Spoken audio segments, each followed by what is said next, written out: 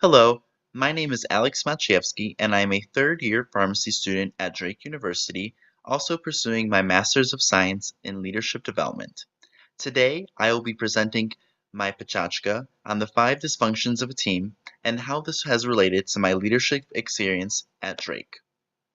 To briefly introduce myself, I am from Schaumburg, Illinois, which is a suburb of Chicago. I currently attend Drake University, and this will be my 5th year. I love running, traveling to a variety of places. I have led a variety of organizations at Drake University, and my favorite quote is from The Alchemist by Paulo Coelho. Throughout my time here at Drake University, I have served on a variety of positions within my pharmacy fraternity, Kappa Psi. I have served as the treasurer, president, and now currently serving as the regional secretary of the Northern Plains province. Although I may look like I have everything together, sometimes it can get a little dysfunctional.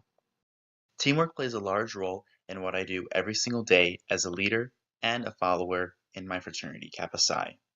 I have to have the following skills in order to have proper teamwork.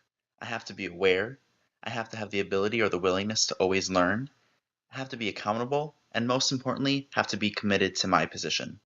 However, not every team is perfect, and as members of an executive council, we sometimes have to face these dysfunctions that are listed here: absence of trust, fear of conflict, lack of commitment, avoidance of accountability, inattention to results. Today, we will go over these dysfunctions and how to best overcome them in the presentation. Trust is the foundation of real teamwork. And so the first dysfunction, as Lencioni states, is a failure on the part of the team members to understand and open up to another. You have to be able to be present and participate at all times, but most importantly, be vulnerable to each other.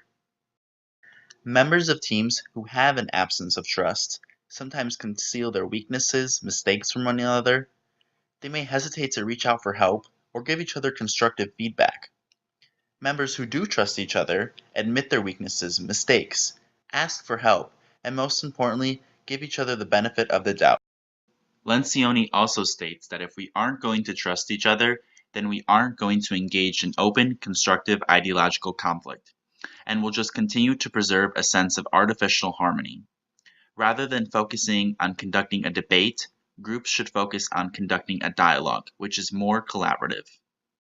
With that being said, teams that fear conflict have boring meetings, and they create environments where backed channel politics and personal attacks thrive.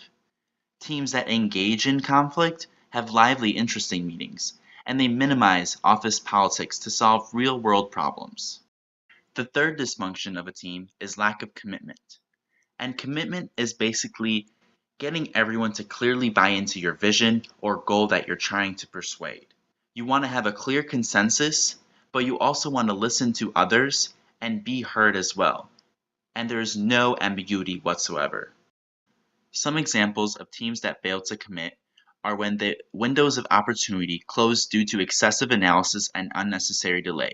They constantly revisit discussions and decisions again and again, whereas teams that do commit, they move forward without hesitation and create clarity and direction with priorities. One of the most common dysfunctions I commonly see on a team is the avoidance of accountability. And in order to be accountable, you have to have commitment. As Lencioni states, people aren't going to hold each other accountable if they haven't clearly bought into the same plan. This means they have to have high standards of performance and behavior.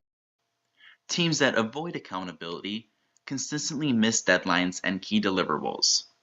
And teams that hold each other accountable establish respect among team members who are held to the same high standards, just like in The Lion King, and ensure that poor performers feel the pressure to improve on a day-to-day basis. The final dysfunction that we will be discussing today is the inattention to results.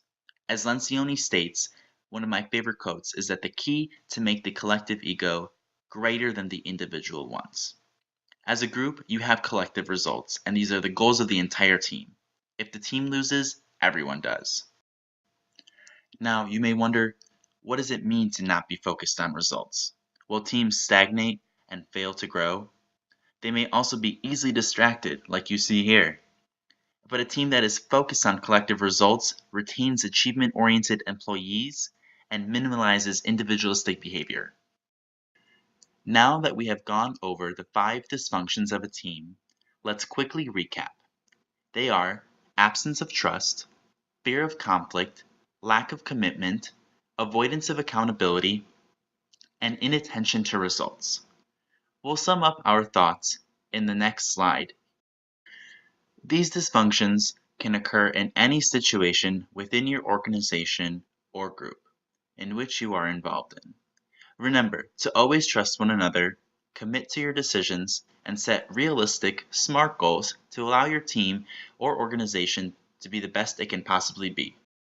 At this time, if you have any questions, please feel free to email me at alexander.maciejewski@drake.edu.